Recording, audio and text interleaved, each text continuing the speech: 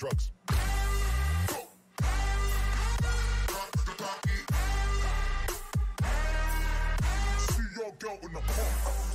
Stream starting soon. The stream starting now. What's up, full-time family? Cut that off just a little bit early because we only got about 30-45 minutes today. So without further ado, we're going to run the intro, then we'll start the show.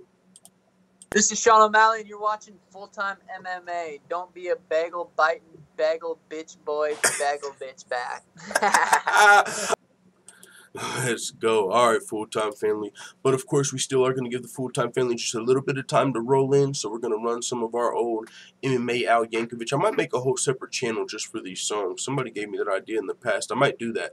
But of course, we got James Vick versus Justin Gaethje coming up this week. So every day this week, we have to play our professionally remastered by Stockton Slaps Blake Shelton Boys Round Here remix. One of my favorites. I know it's a lot of other people's favorites as well. Let's get to it. It's full time. MMA.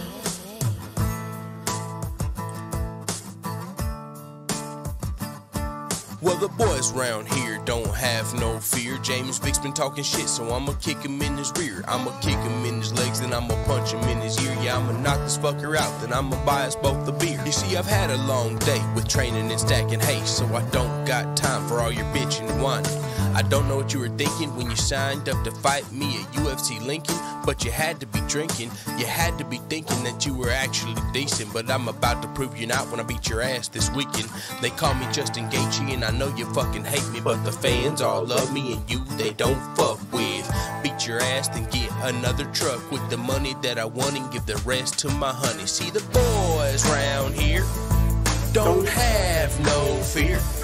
We're fighting in the UFC and it's just you and me. Sing along while I get me a beer. Yeehaw! See, the boys round here don't have no fear. We're fighting in the UFC and it's just you and me. Sing along while I get me a beer. Yeehaw! Wow, Justin Gaethje, it's clear that you're fucking crazy. If you think that you can see me, I'm John Cena and you're Stevie. We both know that you can't beat me. You're riding a losing streak. In your fight IQ, it stinks. Every fight you be taking beatings, and I'm not gonna take it easy. Yeah, I'm coming for your rank, and I'm coming to put that performance of the night bonus in the bank. And I'm not the one to play with, most dangerous and underrated. If you ain't know, they call me James Vick, and now let me hear you sing it. The boys round here don't have no fear. Yeehaw. We're fighting in the UFC and it's just you and me. Sing along while I get me a beer. Yeehaw. Alright, full-time family. Alright, full-time family. I'm going to stop it right there because I got one more I want to play. We haven't heard this in a while. Tony Ferguson just announced he's training for UFC 229. Fight news coming soon. He's medically cleared to fight, and this is one that we don't hear too often. So this is a throwback, and I didn't even put this one. I made this one on video, so you actually got to watch like my reaction low-key. Remember this? Some of you guys might remember this. Let's go. God's plan. Hey. Yeah, they wishing, they wishing, they wishing, they wishing, they wishing on me. Hey. Hey. It's Tony time, bitch. I don't care who's fucking with me. Staying away from tiramisu's a struggle for her beef. You don't wanna fight, you wanna cuddle with me. My elbows are knives and I'ma cut you with these. I don't really give a fuck who's with me. If this fat fuck will make way to big mystery. If you were smart, then you would probably pick me to submit Habib at UFC 223. Tony time. Tony time. Here we go. I knock out, sometimes I choke. I might be the lightweight goat. I'm gonna do what Conor won't. I'll defend against Habib. Might go up and fight with Lee. Move back down and fight Eddie. And still injured. I just ripped my fucking leg and now Max Holloway's replacing me at UFC 223. Hey, hey. Alright, let's start the show, full-time family. What's going on? I see the families in the building. Let's get some quick shout-outs before we start the show. Short Distance, Isak Elvin, Troll Buster in the motherfucking building, King Lev 5150, and of course Joseph Reardon. What is going on, people? But yeah, man, time to start the show. But yeah, hey, check this out. What a great way to start the show, because it leads really well into our next topic, actually. But with that being said, I know a lot of you just got in here, so you're probably still biting your bagels. But as soon as you're finished biting your bagels, make sure you hit that thumbs up button for your boy. But yeah, so Francis Ngannou's coach agrees with Dana White's claim that Francis Ngannou has an ego problem. You know, Dana White's actually getting some heat for how he's been criticizing some fighters lately. And here's one of the things that he said that is co-signed by one of Francis Ngannou's coaches and best friends. So with that being said, Dana White recently at a post-fight press conference, I believe after Francis Ngannou lost to Derek Lewis, it was like his ego was like out of control. Like his ego was completely what's wrong with him. And people were like, yo, chill, that's your boy. But yo, this is a co-sign. This is what his coach had to say. His coach said, the only thing I can say Dana was speaking about Francis' ego is probably one of the truths that I witnessed that Dana White said. It's probably the only truth that I know for a fact. That's a fact. Why am I saying that? I'm saying that because Ngannou is like a brother for me. And when you're dealing with a brother, problems with your brother, you have to be honest with your brother so he can be a better man. In order to make Francis a better man, there are some people that have to in order to make Francis a better man, there are some people that have to have the bad role. The bad job is to tell Ngannou, you have a big ego and you have changed with the time. That's the truth. I had a conversation with Ngannou and I said to them, you've changed, my friend. You have changed. You're not the same anymore. Your ego is killing you and it's just about your ego. That's the thing. Like, And he continued, he said, all the time he was in Vegas, he was still in my team. He never left the team, the membership. Every time he asked if he was an MMA Factory member, he didn't let down on that. He always saying that. The only problem was there's never been a problem between us. During the last fight, we decided, I don't know if I'm reading this wrong or what. He said the only problem was there's never been a problem between us, okay? During the last fight, we decided to make the camp with Syndicate MMA because the gym was so close to the UFC Institute. So for his last fight, his mentor was John Wood of Syndicate. He called me and said and asked me if I could come and assist him as a friend and as an assistant coach, which made sense. That was a good thing. But what I'm saying is the ego can make you go the wrong way and hurt people. So he said, myself, I got hurt with a, okay, so he's just going on to continue. You get the point, though. He's agreeing with Dana White, you know, and this is one of Francis Ngannou's coaches, so that's pretty interesting to see. It wasn't just Dana White, you know, abandoning his homie Francis Ngannou. Like, a lot of people looked at it like, yo, you might, you know, and you think a lot of the people around Francis Ngannou, they could have been a part of the problem. I wouldn't know if it was one of these coaches, but you also have to think about this, though. I mean, Francis Ngannou, his cardio and his grappling, a lot of people put some of the blame of that on his coaches.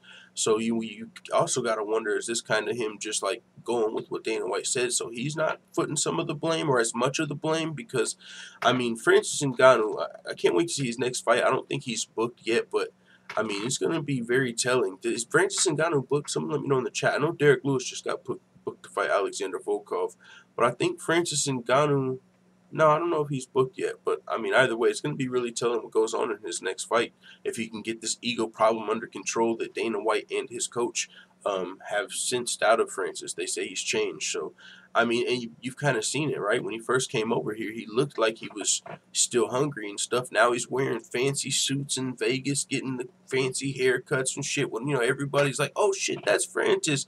He, like, went from zero to hero, and that happens a lot of the time. But we'll see if he can get it under control, though.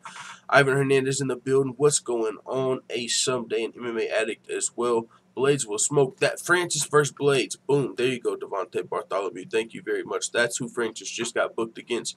Rematch, Blades versus Ngannou. UFC Shanghai main event. Godzilla. Can't wait for that fight. Let's continue. So, yeah, moving on to the next topic, which ties into that pretty well. Dana White unapologetic for bashing some of the fighters. Most of them deserved it, he said.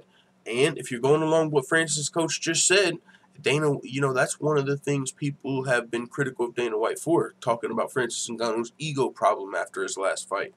And that was just co-signed by his coach. So a lot of the shit Dana White says is, you know, a lot of the times how he's feeling. It's not like he's coming out to just bash his fighters. If the arena's booing and he's the promoter, you think he wants his fans booing the arena? So he says, yo, the arena was just booing us out of here. You think that's, like, good? Like, you think I'm happy about that? You know what I'm saying? Like, so it's like people do expect Dana White to always treat this shit like, you know, everybody, oh, yeah, I know everyone was booing, but it's because the fans don't know what they're talking about. No, Tyron Woodley's the most entertaining fighter of all time. Francis Ngannou, don't worry, he'll be back. I know he had 2 terrible performances, but he'll be back. There's no problem. He's the same Francis. Or is he supposed to be honest? Yo, this motherfucker's ego's out of control. Yo, the crowd was just booing. What are y'all talking about? 30%. What are you talking about, 30%? Are you going to go 60% next time? Like, you know, so he's just speaking his mind, but he gets this flack for bashing fighters. You know, he's known as a promoter, so people feel like he always should be promoting and not demoting his fighters. So anytime he's critical, people take that as him being a bad boss. But as we just saw, a lot of the shit he says might actually have some truth to it. He says, guess what? This isn't the fun business. You don't get to go out and put on terrible performance and act like you just did something incredible. The guys that I went after, the guys that I did that to, if you watch the performances and what happened in that fight, most of them deserved it. Now, I will play devil's advocate because there was a lot of criticisms, and you could use this same, what Dana White said, go back and watch the fight. We could talk about Darren Till versus Stephen Wonderboy Thompson. I don't remember Dana White being too critical coming out after that fight. Like, yo, that was a snooze fest. Like, these guys got to get their shit together. I don't, you know what I'm saying? Like, I don't remember Dana White being too critical of that performance. So maybe, you know, it's only the fans' reactions. But either way, like he said, though, he said the guys I went after and the guys that I did that to, if you watch the performances and what happened in that fight, most of them deserved it. But there's probably some other fights, like I was just pointing out, that you could probably also criticize. So it is what it is. We got 8 people that have finished biting their bagels. If you're finished biting your bagel, do your boy a favor and hit the thumbs up button, the like button on the video. Much appreciated. We shall continue, though. So yeah, Dana White, unapologetic, like, yo, I'm not just talking out of my ass here. And that was proven, in that first article when Francis Ngannou's coach co-signed it. Now we got James Vick versus Justin Gaethje coming up this weekend. Justin Gaethje is explaining what it will take for him to retire from MMA. Now, with that being said, Justin Gaethje is a guy that recently a lot of people talk about this with Justin Gaethje. How long is he going to be fighting? How long is he going to fight with the style that he has? He likes to come in there, rock 'em, sock 'em robots, slugfest, take damage to give damage style. Super entertaining, always wins fight of the night, gets main events. The fans love him, but at the same time, that's not great on your body or your brain specifically. So people wonder, how long can Gaethje fight? And he's talking about, as far as his thoughts on retirement, he's not going to retire until he's done wanting to be the best in the world. This is what Justin Gaethje had to say. He said his goal of being whenever his goal of being a world champion dissipates, that's when he'll hang up the gloves. When that's not my goal, I will retire. I want to be the best. I want to be the best in the world. The UFC, they're the hype machine. Fighting on a UFC card, there's nothing like it. The experience is a hell of a trait to have, and now with some experience under my belt, it'll do a lot of things for me. I'm going to be more comfortable in a sense, and I'm going to be more vigilant and not getting comfortable in the fight. That comes with experience. So yeah, I'm excited to go out there and do it again. Finally, he addressed James Vick's recent claims about him. James Vick recently called him like the Homer Simpson of MMA, talked about how he's not a high output fighter. He talked about how he is a high output fighter, and Justin Gaethje was like, because James Vick thought he's going to have more output this fight potentially than Justin Gaethje. Justin Gaethje is like, what does he mean I'm not a high output fighter? So Justin Gaethje's definitely taking some disrespect to what James Vick has had to say. Gonna make it for that much more of a better fight. James Vick's trash talk low-key has been shining throughout this whole, fight booking. But it's gonna be a toss-up fight. I know a lot of people are picking James Vick, a lot of people are picking Justin Gaethje. But as far as James Vick's recent comments about Justin Gaethje, he said, if you watch the fights, you have to understand how close either one of us were to getting the W and finishing that fight. Talking about Alvarez and Poirier fight. For James Vick to sit here and say I'm a B-League fighter and I don't deserve the accolades I'm getting, the bonuses, the main events, the guy just doesn't get it. I'm painting a pretty clear picture of what pure effort can achieve in this sport. And if you don't want to pay attention, that's not my problem. Yo, he's got, and that's I picked Justin Gaethje to win this fight if you saw my predictions. But that's one of the reasons, exactly what Justin Gaethje's saying. Just because he lost these last 2 fights in a row to Alvarez and Poirier, yeah, it's an L, but do you realize how close he was to beating both of those guys? Dustin Poirier could potentially be fighting for the title next, and Justin Gaethje was this fucking close to beating him. It wasn't that Dustin Poirier was going to quit. There's no motherfucking quit in Dustin Poirier.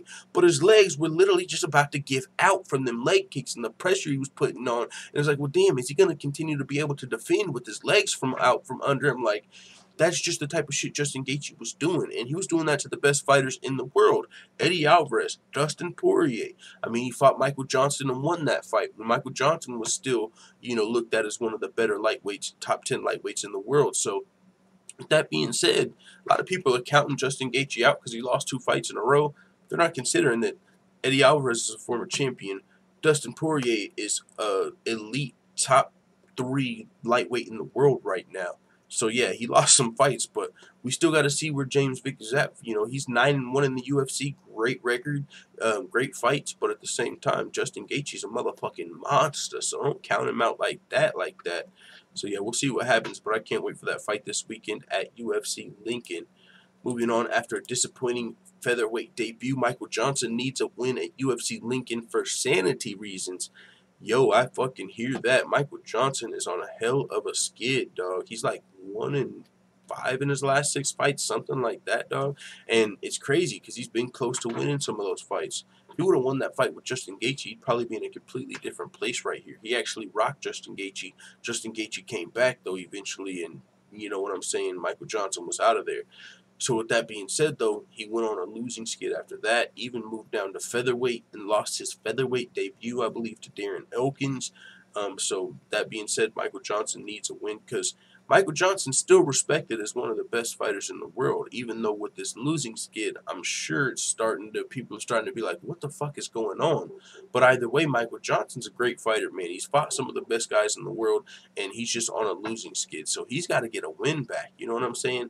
I mean, just not for himself, just for everything, for shit to make sense. You know what I'm saying? Like, he can't just go out on no damn, like, 7-fight losing streak. Could you imagine that? That's crazy. So you can imagine it's getting to him like, damn, I can't keep losing these fights. What the fuck is going on? He said, I definitely need to get in here and get a win. I know that.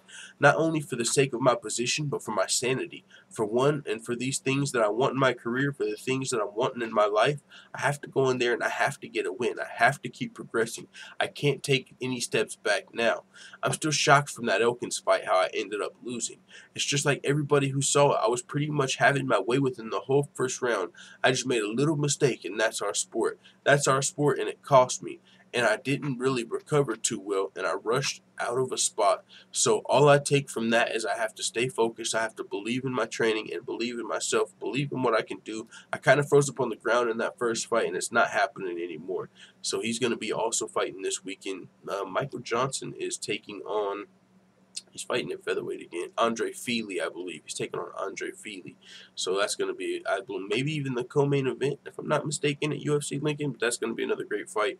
Andre Feely, of course, fighting out of Team Alpha Male. He always brings a good fight, well-rounded fighter. So we'll see where Michael Johnson's at in this fight. Somebody was like bringing up some betting stats on one of my comments I saw before this, and they were just talking about that fight. And, you know, unsolicited, I don't think anyone asked for it, but either way, just a cool little fact. They said Andre Feely is like undefeated as an underdog, and Michael Johnson is a little bit of a favorite in this fight. So that being said, who knows, man? That's not a good sign for MJ, but we'll see what happens, man. UFC's Desmond Green, man, things not looking good for him as of right now. I've seen this article pop up on a couple of MMA websites. What, my key? You got my key or no? I didn't grab your key.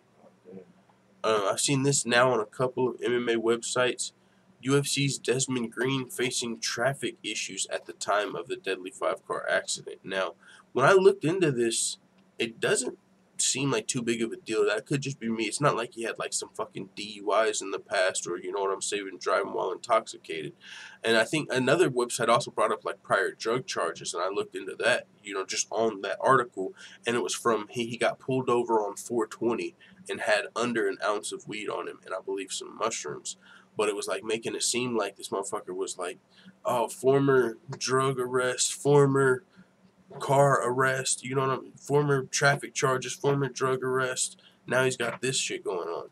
But like literally the pot of the weed arrest came under an ounce of weed on 420 stoner holiday, and so now that's being thrown into this. So that's why it always looks bad when you have a record, because people bring that shit up like that sometime. But I don't know, man. I don't honestly don't like that being brought up in this situation, because this is very serious. This is a UFC fighter, promising career. He got into an accident. It looks like he lost control of his vehicle, wrecked into like a semi, caused like a 5-car accident, and actually 2 people died. 1 person was seriously hurt. So very serious situation here. Desmond Green, if found responsible for this, could be facing potential like maybe manslaughter charges in a situation like this if he's found responsible for this accident that killed 2 people. So that's serious enough already to be bringing up, oh yeah, and by the way, on 420 he fucking was smoking some weed, like, or he got caught with some weed. So that's why I was like, that sucks to see people doing that, but it is what it is. But one of the other things, though, he did have some traffic charges, I believe, like maybe driving without something. Let me see. It says toxicology results from Green's most recent August 19th traffic accident will play a much bigger role in his pending citations, a criminal defense attorney told MMA Junkie. The Broward State Attorney's Office, they're going to be more focused on the incident at hand because that's what's relevant. So yeah, I like that. You know, they're not worried about him fucking smoking weed on 420, because we're worried about what happened here. Was he drunk? Was he under the influence? What happened? How did he lose control of this vehicle? I mean, really, his only saving grace would be like a fucking vehicle malfunction. You know what I'm saying? Maybe he was on fucking auto drive. Maybe he had one of them cars that drive their motherfucking self and it fucked up. That's his best shot, because even if he was texting any of that shit, you know, he could be found responsible for this. But they said if they want to go after him, they're going to go after him through that. The UFC sent a message that Green has undergone an additional examination. The fight remains on the card. So right now he's scheduled to fight Mairbek Taisumov at UFC Moscow. Until, you know, he's found, whatever happened is found, the results are found from this situation, his fight's intact. But like I said, if it worst case scenario, his fight could definitely be affected. His entire career could be affected. His freedom could be affected from this situation. Worst case scenario. So we hope that doesn't play out. But like I said, man, serious situation. 2 lives were lost. So, you know, thoughts are with the family of that situation. And if he is responsible, definitely, you know, you got to see, if you're responsible, you got to face the consequences. So we'll see what happens. But also, one of the reasons I wanted I talked about that 420 arrest, though, is because I saw a different article. We're about to move on, but they were talking about how, like, he responded to the situation, and they shared a tweet where he said, "God favors me," but he actually posted that tweet a couple of hours before the accident happened, and so it's not like he came out of the accident that killed 2 people and was like, "Whew, at least God favors me." Like, you know what I'm saying? So I don't want to see that shit happening where his name's getting like, oh, look, he's celebrating after the fact, and also, by the way, he was smoking weed on 420. He's a terrible guy. Like, no, let's see what happened on this fucking specific accident, please. All of that shit aside. But with that being said, Ultimate Fighter 27, Thug Nasty Bryce Mitchell. I like this dude a lot, actually. If you watch the Ultimate Fighter season 27, Bryce Mitchell, definitely one of the cooler dudes on the show. Characters for sure. Thug Nasty. It's crazy because he's got like a little streak to him, but he's for sure country as fuck. Like, he's like a, I don't know, that's his nickname, fits him perfectly. Thug Nasty, but he still be hunting and all that shit. So, but he ripped his nutsack, family. He ripped his nutsack. Yeah, that's the freak groin injury. We saw a dude, who was it? Desmond Powell ruptured his testicle. Just thinking about that shit, you know what I'm saying? It hurts in itself. But he actually came back, got a win. But we see the good old Arkansas boy says, "Cool the fool, Thug Nasty Bryce Mitchell." That's what I'm talking about. Yeah, but he ripped his nutsack. What's up with all these guys? Fuck, you know, not wearing their diamond cups. Them diamond cups are crazy. You saw them diamond cups? Like, I saw Kevin Lee, like, a video. I don't know if it was on Twitter or something because it sounds weird. Pause. I saw Kevin Lee testing out this cup. No, but it was some video that popped up, and he let someone kick him full blown in the dick and just stood there with his hands behind his back with the diamond cup on. Nothing happened. Just let him kick him square in the motherfucking dick. That's what motherfuckers better be training with. They better be training with them things. But yeah, so I'm going to be out for a little bit, says Bryce Mitchell. I don't even want to read this because I don't want to hear about no nuts getting ripped. But he said, "So I was going to train today, but I ripped my nutsack in half. I'm about to get stitched up. I was holding a board over my head with the drill in my pants. I was sizing up the board, and the drill went off and tangled my nuts in it." What the fuck? I dropped the board and reversed the drill and untangled my nutsack, but it was ripped in half. I'm serious too, Lord. I obviously can't post a pic when my nuts are shit back. I'm gonna come train again. I think a high kick would rip him. Haha. If I hear any shitty puns about how this is nutty or screwed up, I ain't talked to you for about a month. If you're gonna drop a pun and make fun of me, at least put some thought into it. Oh shit, there's the bloody fucking shorts. God damn, fam. My nigga got his nuts tangled in a fucking drill. Oh, that just upset my stomach and shit, dog. What the fuck? Chill, man. Let's move on, please. And then we ain't got too much more to talk about. We're about to get into some actually pretty big Bellator news. But there's this video. UFC veteran Dean Lister shares a footage of a meth head breaking into his house. I want to play that. I haven't saw it yet. All I saw is this motherfucker looked less like a meth head, more like a fucking alien. Somebody called GSP. Let's play this shit.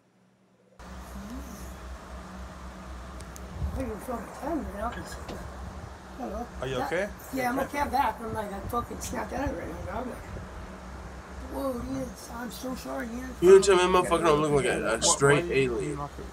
I was trying to. I thought the cops were behind me, dude. Like, well, we were running like for a couple hours. I be laughing when motherfuckers call me full-time toilet cleaner because I know the house would be dirty as fuck. I don't know why this video made me think about that, but I'm just saying it'd probably be a motherfucker with a dirty-ass house, all type of shit. Like, oh, you clean shit. What are you doing, man? You took my air conditioner down? I mean, what are you doing, man? What are you doing? My other friend told me about Yo. what's going on here. Is that motherfucker an alien? Why are you in here? Because I thought this was a church, but it's not a church. 1 second. You know, you really fucking recording me now? Hey, man, I'm just fucking recording. Oh, shit. He picked up the hammer to him at the end. He said, you really fucking recording me, dog? You better not be fucking recording me. 1 second. You know, you really fucking recording me now? Hey, man, I'm just fucking recording. He probably got his ass whooped right after he lifted that hammer up. But yeah, man. Former lightweight, this probably should have been higher in the show. I don't know why whenever I organize it, I just tend to have Bellator after the UFC news and then everything else after the Bellator. But this is a bigger topic. You see, this was in the damn headline. Michael Chandler re-signing with Bellator. That's huge. I mean, Michael Chandler and Eddie Alvarez were both coming up on free agency, potential free agents. And that's a trilogy fight a lot of people want to see. Dana White recently said, yo, if Eddie Alvarez wants to finish his career outside the UFC, we'd be fine with that. Because Eddie Alvarez gambled on himself. If you recall, before his fight with Dustin Poirier, he was coming up on the last fight of his contract, and if he would have won, it would have put him in a great position, you know, to get whatever he wanted. But if you gamble on yourself and lose, then you have to get what the UFC gives you. And so with that being said, if Eddie Alvarez is not happy with the UFC's offer, I'm sure Bellator would fucking more than love to welcome Eddie Alvarez back. I mean, he fought for Bellator back in the day, 2 iconic fights with Michael Chandler, but he didn't have the best exit from Bellator, I believe, but it was still under the Bjorn Rebney, deal. So now that Scott Coker's back, new regime, Eddie Alvarez could be welcomed back with open arms. That would be a fight everybody wanted to see. I've said this in the past. I don't give a damn if it's PFL, if it's the ULR. It don't matter what fight league would be having. It could be fucking Golden Boy MMA. If they got Chandler and Alvarez, who were both coming up on free agency, we would all watch that fight. Even if it was Oscar De La Hoya who signed them both. That's a fight he needed to get his hands on. Alvarez versus Chandler 3. But it looks like Bellator now has one piece of that puzzle in Michael Chandler re-signing with Bellator MMA. He was on the UFC's, the Joe Rogan podcast, and Joe Rogan, was asking him, like, yo, what would it take to get you to the UFC? Like, he is a guy that a lot of people would have loved to see fight in the UFC. People have talked about him with the best lightweights in the world, even though he's been fighting for Bellator for a long time now. And with that being said, it looks like Bellator was able to re-sign Michael Chandler, which was big for them.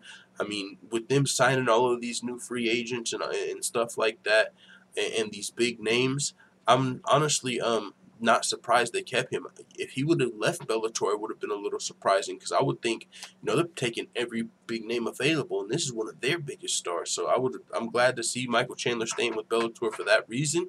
But at the same time, Michael Chandler versus Eddie Alvarez 3 in the UFC would have just been crazy. Like, what the fuck? We're watching this in the UFC. Like, Chandler's here. Like, that would have been super dope as well.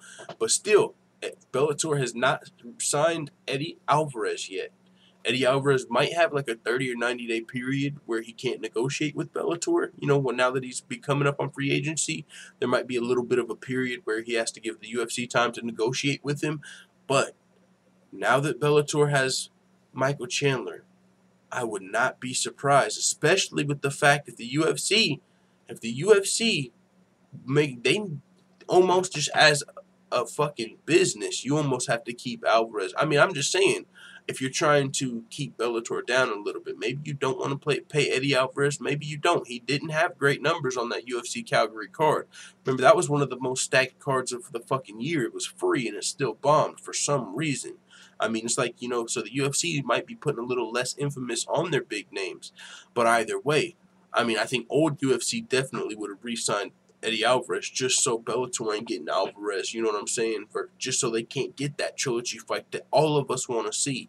So we'll see what happens, but it looks like Eddie Alvarez gambled on himself. Dana White has sounded pretty open. If Eddie Alvarez, wants to try and find the best offer. He said this could be the last contract of Eddie Alvarez's fighting career. So I'm not mad at him if he wants to look for the best offer. So Bellator, I'm sure they'll probably open the bank for Alvarez. Not is he just a big name. He's formerly fought Conor McGregor, former UFC champion. And on top of that, oh, by the way, fucking trilogy with Michael Chandler. Eddie Alvarez, Bellator would probably pay more for Eddie Alvarez than the UFC. You know what I'm saying? More, maybe even more than he's worked to the UFC. Because that's a huge asset for fucking Bellator. Former champ. Fought Conor McGregor at Madison Square Garden, champ fight. On top of that, got the trilogy fight. They got a huge fight already lined up for fucking Alvarez. I wouldn't be surprised if Bellator broke the motherfucking bank for Eddie Alvarez. So he might get paid going back to Bellator, especially in this time and age where they've signed Rory McDonald, Gegard Mousasi, welterweight Grand Prix going on. But it's popping over at Bellator. They even got female featherweights over there, heavyweight Grand Prix. You know what I'm saying? Bellator is going crazy right now. They're going to just completely start competing with the UFC, especially if the UFC, you know what I'm saying, starts letting these bigger names go. If they put less of an emphasis on the stars, that Bellator, they're going to get those stars. They're going to use those big names. And so with that being said, man, we'll see what happens, but it's an interesting time and a great time to be a fan of MMA, especially for Bellator. Hancho Dadon says Arpit Singh Bellator's trash compared to the UFC. I mean, they got their events, bro. They definitely got their events. I mean, I wouldn't call them trash. They're still under the UFC, but I wonder how long that's going to be. Arpit says Bellator's going to surpass the UFC. I mean, it's hard to see them surpassing the UFC, but I see them for sure closing that gap. Like, just closing that gap. It's going to be like neck and neck, low-key. Like, it'll be a while, though. It'll probably be 4 or 5 years. You know what I'm saying? This is just the beginning of all of this. Rory McDonald, Gegard Mousasi, if they get Eddie Alvarez, this is just the beginning. Imagine the names they'll continue to get if they're going to keep cashing them out. You know, we'll see what happens. But Miss Purry 2005 in the building, sub full-time and full-time fam. Not much what's going on. Ivan Hernandez in the building. But yeah, man, who is this? We got Crush McChicken Time, Artem Rand from Russia, hashtag fake Russian.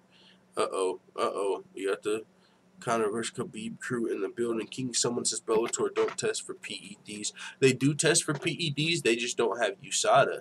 You know what I'm saying? It's not like you see fucking Ubereams and TRT tours running around at Bellator where you're like, oh my god!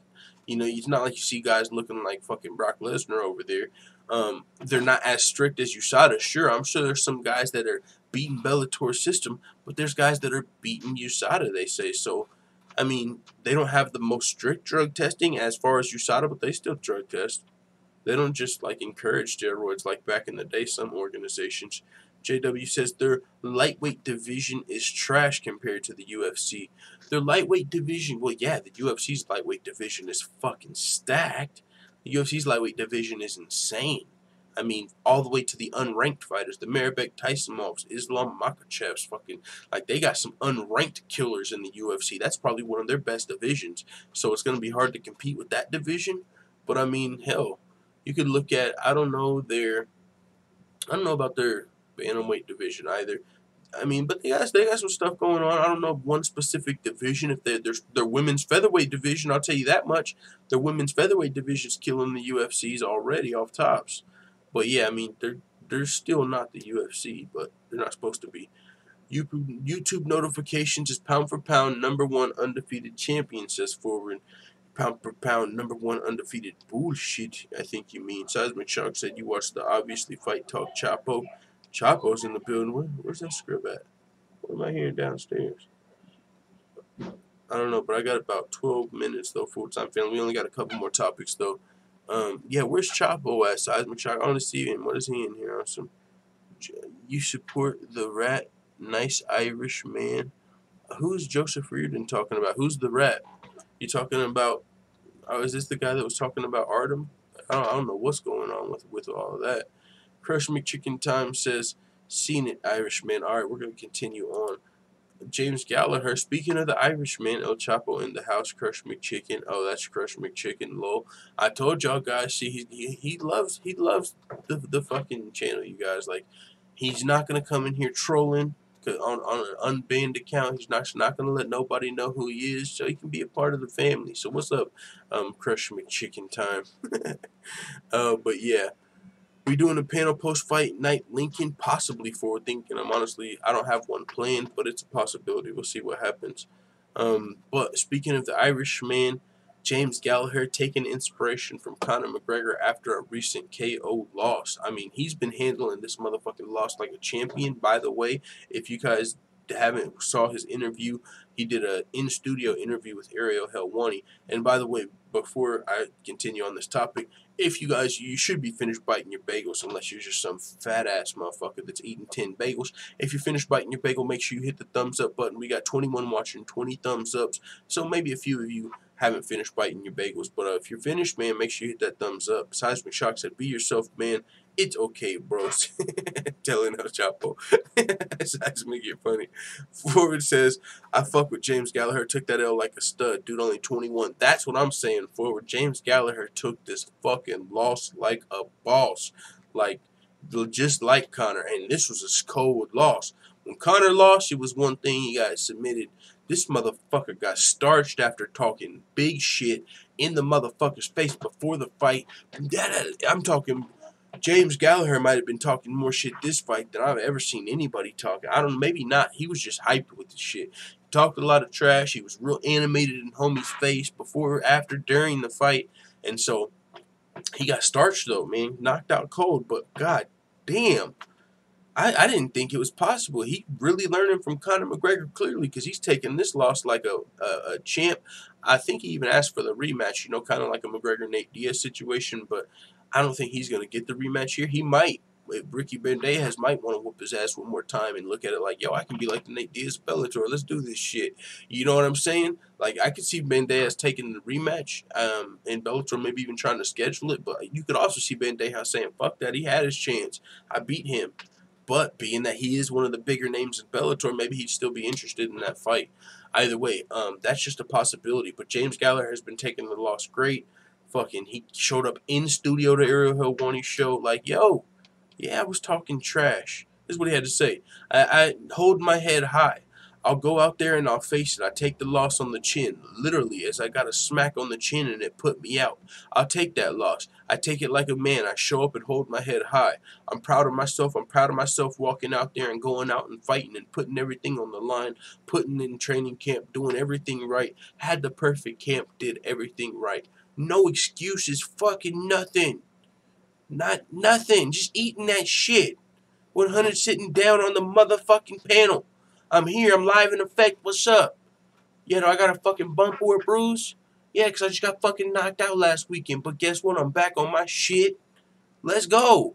This is making me more of a fan of James Gallagher. And, you know, a lot of people were clowning like, haha, instant karma, MMA, instant karma. They showed him talking shit. Then they just showed him, fucking dead almost. You know what I'm saying? Just out of there.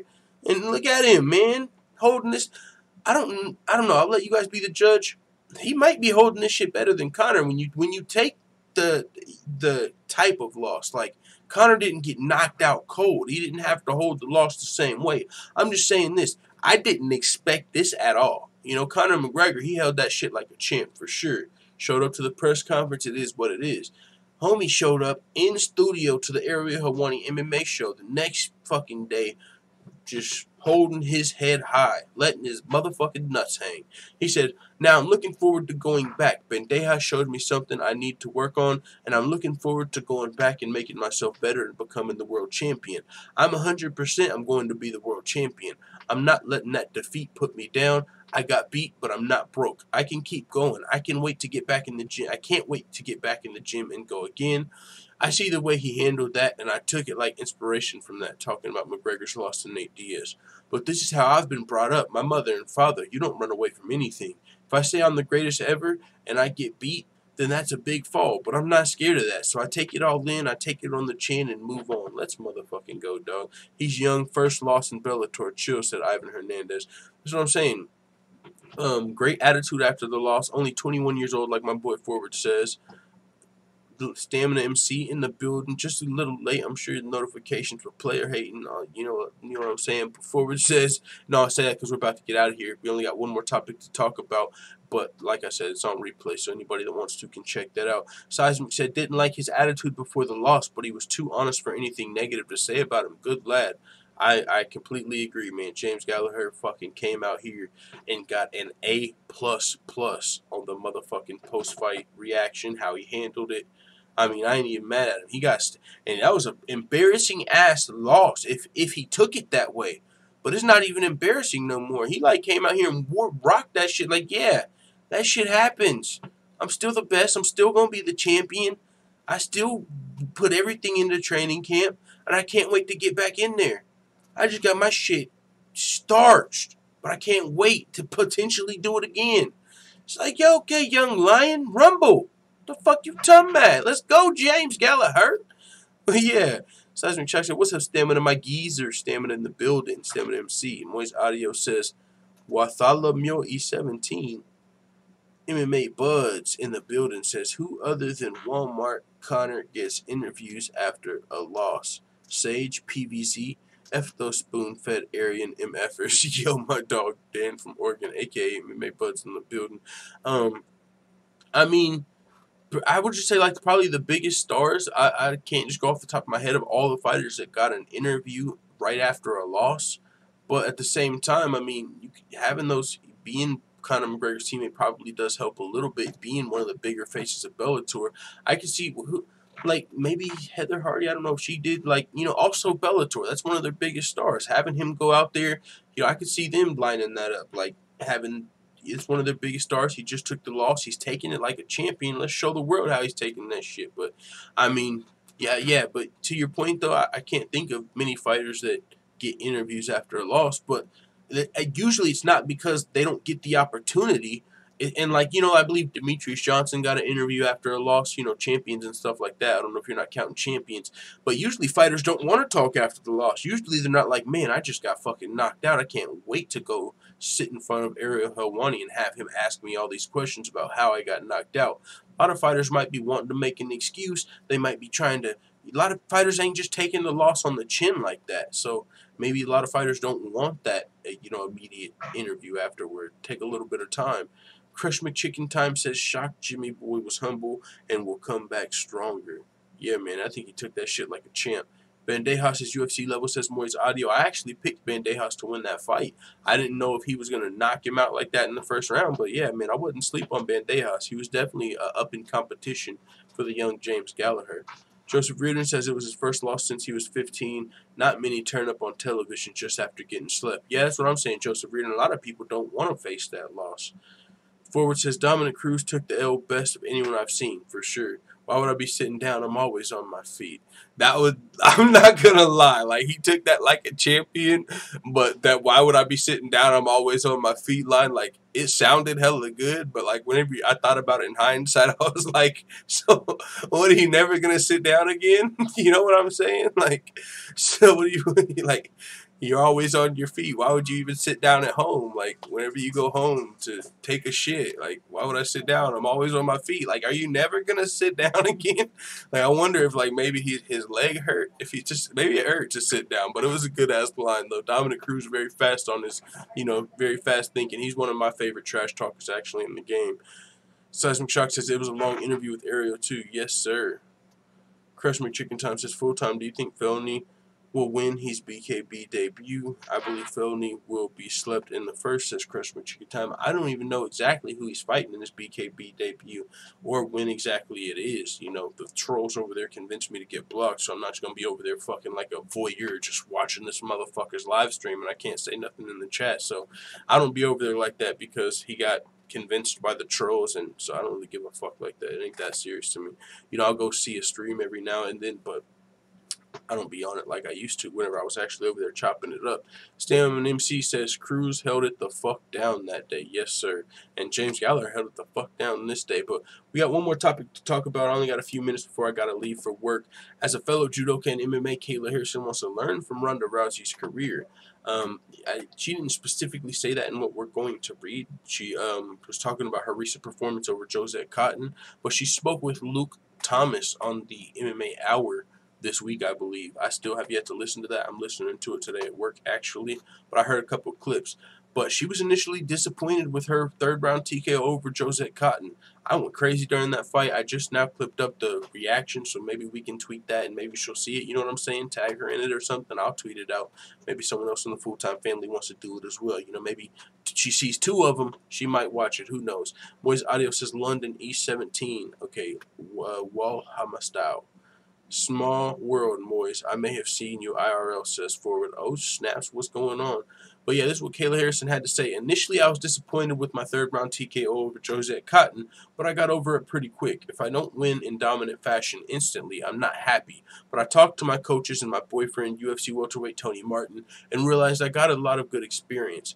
In a way, Rousey was lucky her matches were so short because no one got to study her. But the fact she could always go straight for her opponent's head and get into the clinch, I felt like it didn't help her development, never being able to go 3 rounds. I won't ever say anything bad about Ronda, but every fighter has to adapt in MMA. It's constantly changing. Gaining that experience was really good for me. She continued to say, I say it almost every interview, but head movement is something judo players never think about because no one's trying to punch you in the face. Head movement is so key and it doesn't come naturally to us. Slipping, rolling, parrying punches is huge in MMA. Of course, I'm focusing on my striking, but also how to get in the clinch safely and effectively. If I can't take them down up top, I can take them down below. The knees with wrestling, which is something I never really did in judo. Yo, I know a lot of people are fucking sleep on Kayla Harrison. People, man, it is what it is. We're just going to have to disagree on this topic. Kayla Harrison is coming, regardless of what anybody fucking has to say. It's just a done deal. People are like, oh, but she's not as good as Chris Cyborg. It's like she's not fucking supposed to be as good as Chris Cyborg today. Kayla Harrison is not supposed to be able to beat Chris Cyborg today. She's only got 2 pro fights. She's not supposed to beat Chris Cyborg next year. They're like, oh, man, Kayla Harrison's a hype job because she can't beat Cyborg. No, the fuck she's not. If she can beat everybody but Chris Cyborg, she's still the real deal. You're not a hype job just because you can't beat Chris Cyborg. People act like anyone that can't beat Cyborg is a hype job. If that's the case, everybody's a fucking hype job. Kayla Harrison just beat an 8-1 fighter at lightweight in her second pro fight. Second pro fight, she's fighting someone that's 8-1. Please find me any other fighter. I will fucking wait. Any of them. Any fighter that in their second pro fight, they fought a guy that was 8-1. With all the attention she had on her second pro fight, people are completely just hating on Kayla Harrison all the way. That's really all it is. I don't know if it's a jealousy thing. They're jealous she's getting the look she got. Well, that's part of being a fucking Olympic gold medalist. Maybe it's because she's got blonde hair. They think she's going to get special privileges. No, that's part of being a fucking Olympic gold medalist. If Simone Biles came over to MMA and was whooping ass, she would be getting the same amount of attention. It's got nothing to do with her being fucking white and overhyped. She's got legit fucking skills. Ronda Rousey was a bronze medalist in judo, and yeah, she got knocked the fuck out at the end of her career. But with her bronze medal in judo, she was able to win a title in the UFC, or get a title in the UFC, and defend it 7 times with that bronze medal in judo. So now, take Ronda Rousey out of the equation because this is different. This is not a bronze medal. This is a gold medal. And oh, by the way, it's 2 fucking gold medals. So this is a higher than Ronda Rousey's potential. And oh, by the way, people talked about Rousey versus Cyborg. Rousey was a 135-pounder. Harrison, I don't even know if she's ever made 135 pounds. Completely different situation we got here. So with that being said, fucking people are like, oh, she's the next hype job. How is she hype if she just beat a fucking 8-1 fighter and she's 2 when she was 1-0? How is that hype? Just because she can't beat Chris Cyborg in her 3rd pro fight, she's hype? No, she's got legit skills. Face it. People are jealous or whatever it is, but you ain't convincing me. This ain't, you know what I'm saying? This ain't like just a fucking pretty face that's getting special privileges in MMA. This is someone with some legit experience in judo, gold medalist. This is not just somebody supermodel getting some fucking contract. You know what I'm saying? Like people looked at Polyana Viana like, oh, look, she's pretty, so the UFC wants her to win against JJ Aldrich. JJ Aldrich is a legit badass. She's training with Rose Namajunas. You can't just be a pretty face and win these fights. You can't just be a pretty face and win your second second pro fight against somebody that's 8-1. And oh, by the way, look amazing while you're doing it. Showing your head movement, fucking punches to the body, kicks to the leg, even threw a head kick before taking the fight to the ground. Showing she's well-rounded in her second pro fight. And motherfuckers are calling Kayla Harrison hype. You're kidding yourself. I'm sorry. We can agree to disagree every single day. Anybody that wants to, we can debate it. It's not the case. She just beat an 8-1 fighter. At first they were saying, "Oh, come on, she beat Brittany Elkins. She's 3-4. That's her first pro fight." A lot of people fight a 0-0 fighter, and oh, she beat Brittany Elkins. She's 3-4. Come on, you're acting like, okay. Well, now where's that at? She just beat Josette Cotton. That's 8-1. Now people can't say, "Oh, she beat Brittany Elkins. That's 3-4." Now she beat Josette Cotton. That's 8-1. So now motherfuckers are just saying, "Oh, she's hype. She's hype." How is she hype? Is she only hype because she can't beat Cyborg? Because if that's the case, literally every woman on this planet is hype. Because no one can beat Cyborg today. Now in 2020, Kayla Harrison's coming. And with that being said, I'm going to be signing off. Full-time family, I got to get to work. We'll be back after work, probably put some stuff out. And yeah, so we'll be live again tomorrow before work as well. So Cool the Fool, Moise Audio, Beverly Rose Boxing, Stamina MC, everybody, thank you guys for coming through. It is what it is. Let the full-time family know what you guys think in the comments. I am out.